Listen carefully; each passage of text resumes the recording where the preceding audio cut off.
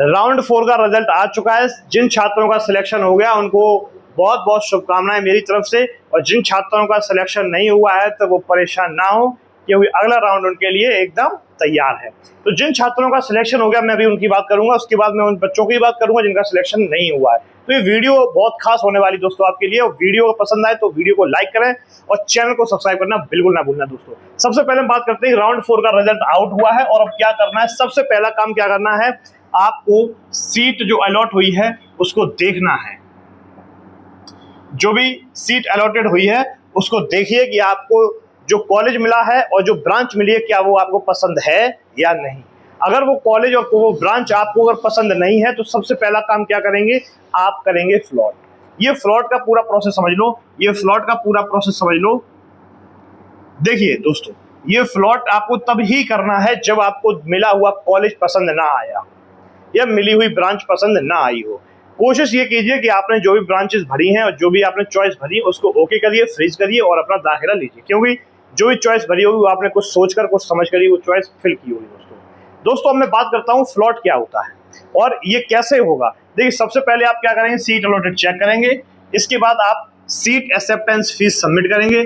Seat acceptance fees submit करेंगे seat acceptance fees submit करेंगे, उसका चार्ज रहेगा 3000 रुपये, और प्लस में दोस्तों काउंसलिंग फीस जमा करेंगे 250 रुपये।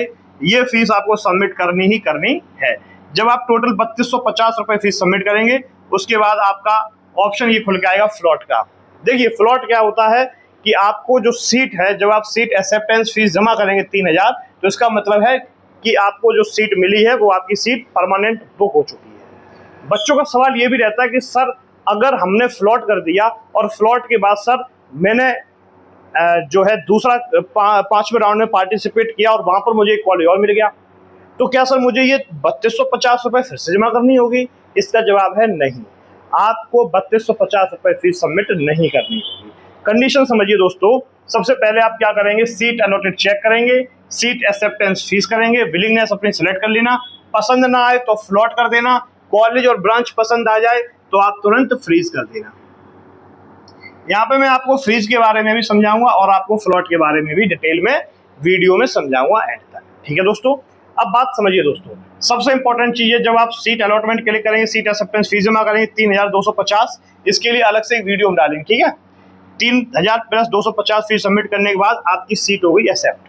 अब आप अगले राउंड में पार्टिसिपेट करते हैं 5वें राउंड में। 5वें राउंड में पार्टिसिपेट करने के बाद मेरे दोस्तों आपको कॉलेज अलॉट हो जाता है कोई एक्स, यानी कि अभी आपका कॉलेज था मान के चलिए कानपुर, और आपको कॉलेज अलॉट होता है राउंड 4 में कानपुर, और राउंड 5 में आपको कॉलेज अलॉट हो जाता है लखनऊ।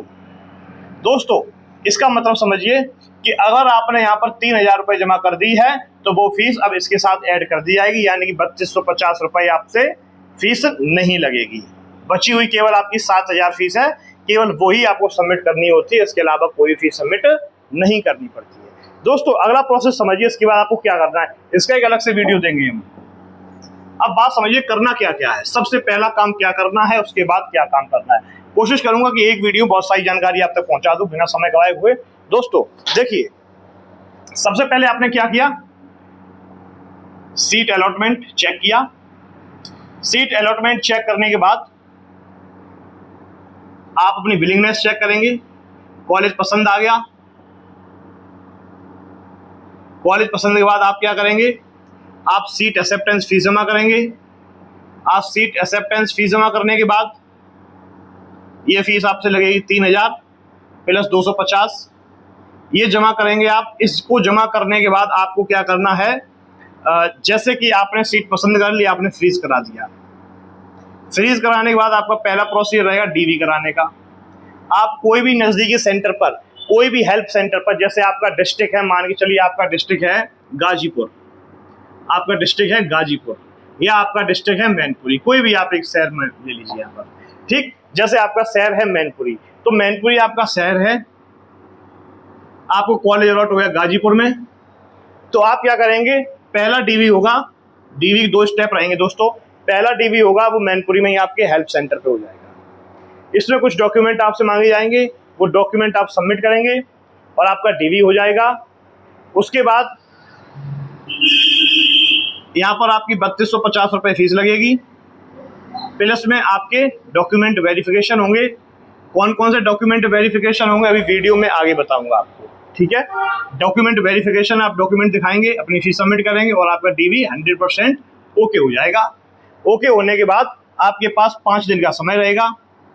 आप क्या करेंगे, तुरंत अब जो कॉलेज आपको अलर्ट हुआ गाजीपुर, वहाँ पहुँचेंगे।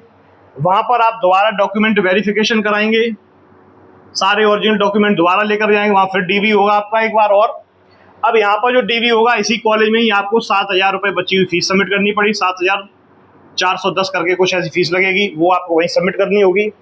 जैसे ही आप यहाँ डॉक्यूमेंट करा के फीस सबमिट करेंगे, वैसे ही आपका जो है एडमिशन कंफर्म हो जाता है। ये पूरा प्रोसीजर है एडमिशन तक का, ठीक है।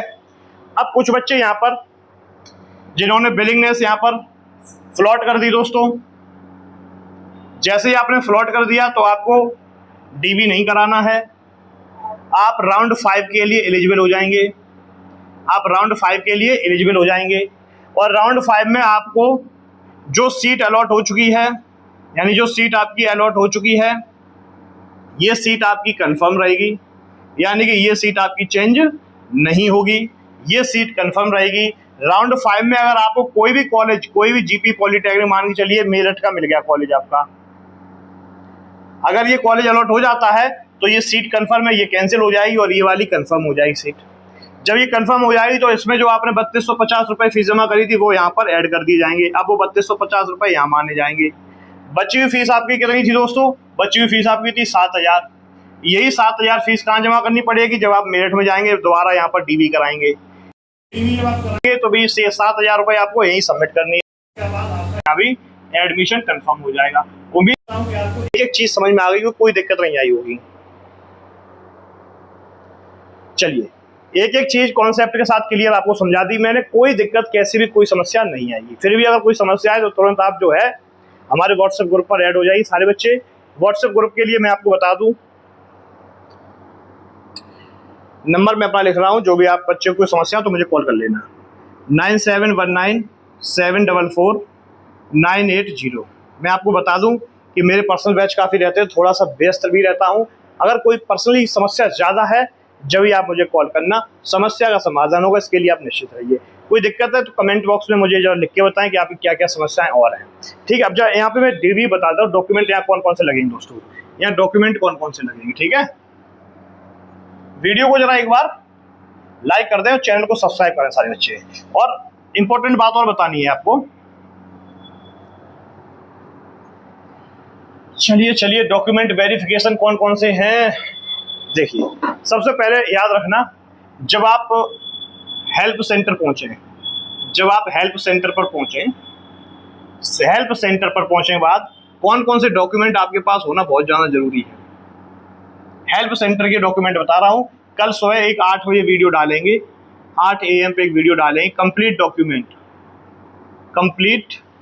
डॉक्यूमेंट। ये डॉक्यूमेंट सिर्फ कौन से वाले हैं जो कि वो हेल्प सेंटर पे आपको आवश्यकता पड़े। इसमें सबसे पहले नंबर पे आता है आपका एडमिट कार्ड, दूसरे नंबर पे आपका आता है रैंक कार्ड, तीसरे नंबर पे आपका आता है सीट एक्सेप्टेंस फीस, फिर आपका आता है कास्ट सर्टिफिकेट, इसके बाद आपका आता है डोमिसाइल प्रूफ। दोस्तों किसी ने अदर देन यूपी लिखा लिया हो, वो यूपी का है अगर, तो यहाँ पर वो करेक्शन जरूर करा लें याद से, ठीक है दोस्तों। एक आपका, अगर आप कास्ट में ओबीसी कैटेगरी से बिलोंग करते हैं तो आपको एक इनकम सर्टिफिकेट दिखाना बहुत ज़्यादा अर्जेंट ज़रूरत है। इसके बाद 10th की मार्कशीट आपको दिखाना बहुत ज़रूरी है। अगर आपने 12th किया है तो 12th की मार्कशीट भी लेके जाना दोस्तों। अगर आपने BSc किया है तो BSc की मार्कशीट भी लेके जाना। मैंने यहाँ लिख दिया इफ़, मतलब यदि ये है तो लेके जाना। साथ साथ आपको आधार कार्ड लेकर के जाना है, अपना ओरिजिनल डॉक्यूमेंट सारे बच्चे लेके जाएंगे, आधार कार्ड लेके जाना है और साथ में आपको 6 फोटोग्राफ लेके जानी है। ये वो डॉक्यूमेंट हैं जो कि आपको 1 2 3 4 5, 6 और 7, 8, 9, 10, 11। ये वो डॉक्यूमेंट है जो कि आपको अपने हेल्प सेंटर पे इतने डॉक्यूमेंट जमा करने ही करने हैं। अगर आप ये डॉक्यूमेंट जमा करेंगे तो आपका आसानी से वहाँ पर डीवी हो जाएगा। और इसके बाद जब आप लोग अपने सेंटर पे पहुंचे जहाँ पे आपको कॉलेज अलॉट हुआ है, देखिए एक बात और समझाएं आपको, सेमेस्टर की क्लास 5 अगस्त से शुरू करेंगे दोस्तों। फुल कंप्लीट सेमेस्टर सीरीज, आपको कंप्लीट फिजिक्स की सीरीज 5 अगस्त से इसी चैनल पर शाम को 7 बजे से मिलना शुरू हो जाएगी। एक बार हमसे आप फिजिक्स पढ़ के देखना, पढ़ के देखेंगे फिजिक्स पूरा प्रॉपर, आप लास्ट तक वीडियो में कंप्लीट करूंगा और आप अपने प्रॉपर नोट्स बना के रखना। ग्रुप पर हम नोट्स इसके प्रोवाइड कराया करेंगे, पर डे क्लास और पर डे नोट्स। तो आप मेरे साथ जुड़े रहिए, आगे समझिए दोस्तों। ये सारे डॉक्यूमेंट आपको तैयार रखने हैं। फुल डॉक्यूमेंट हम आपको कल सुबह वीडियो बनाएंगे, उसमें हम जनरेट कर देंगे। क्लियर? उम्मीद करता हूँ आपको वीडियो पसंद आया होगा। कोई क्वेश्चन हो तो कमेंट करें और चैनल को सब्सक्राइब करें। धन्यवाद।